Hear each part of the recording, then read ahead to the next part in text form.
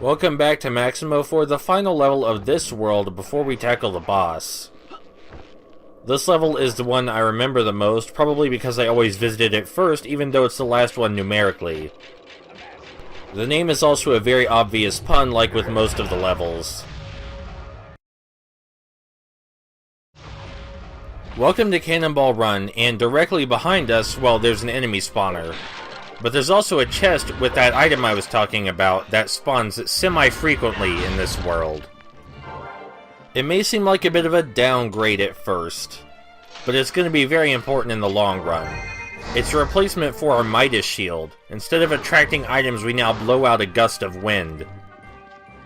The reason this ability is so good is, if you remember, our block is faster than any other animation in the game.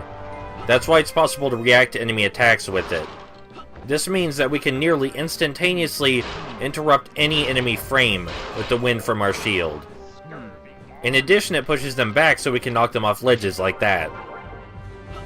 So basically what we have here is the power to interrupt any enemy attack at the push of a button. And that's very useful. Now you might be asking, can't we already do that with our normal shield? Yes, but using the wind from our shield does not take off some of our shield's health. And we can use the wind from our shield to create openings like I did just there. It's essential for combat later in the game. At least it is for me. I'm sure someone could disagree. I believe this cave is where we will finally see the Yeti actually get to use its shockwave attack. And I do believe I even dodged it successfully.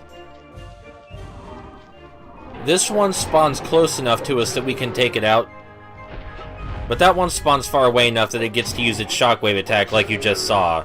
It's kind of difficult to dodge because it varies in height the further it goes.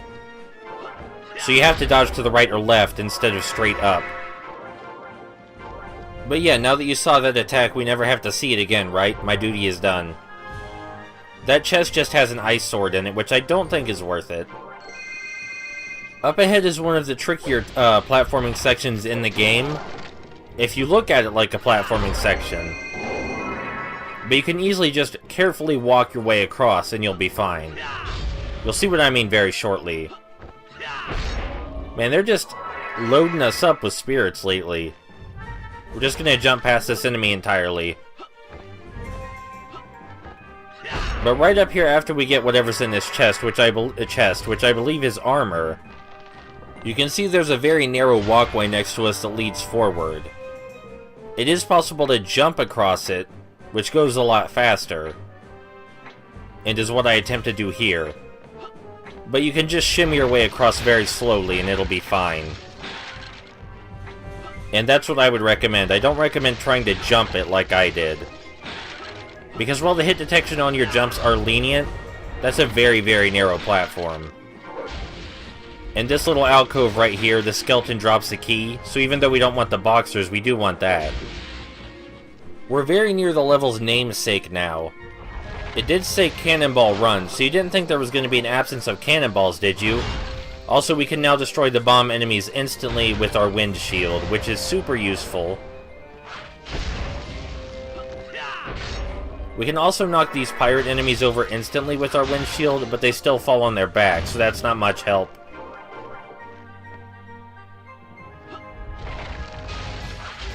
Up here, I used to have a lot of trouble getting this extra life behind this bomb enemy, and I usually ignored it. But we have an ice sword, so that makes things a lot simpler. And up here is the cannonball part of Cannonball Run. Now what I usually do is count the number of shots, and then jump when I think it's the right time. But this time I miscounted. That's okay, because the cannonballs do surprisingly little damage, and they don't cancel your momentum if you're jumping. Do you know how lenient that is? There are games made for children, like very young children, that cancel your momentum if you get hit while jumping. So the main hazard of the level turns out not to be that big a deal, which is good news for us. Now comes the last part of the level, which is another cave system. We'll be fighting a lot of enemies in there, not nearly as many as the last level, but it is more cramped in there. Lots of tiny alcoves. So it'll be more difficult for sure. I mean, except for the part where we're going to use our invincibility to destroy everything. I guess that might put a damper on the difficulty a little bit. We're still going to look at the other alcoves real quick, because even if we don't really want that much from them, you know, it's part of the level, might as well take a gander at it. For example, we could always use more money. So even though this isn't that much more cash, it's sure to help out in the long... Oh, hold on. I completely forgot about this. Now we're talking.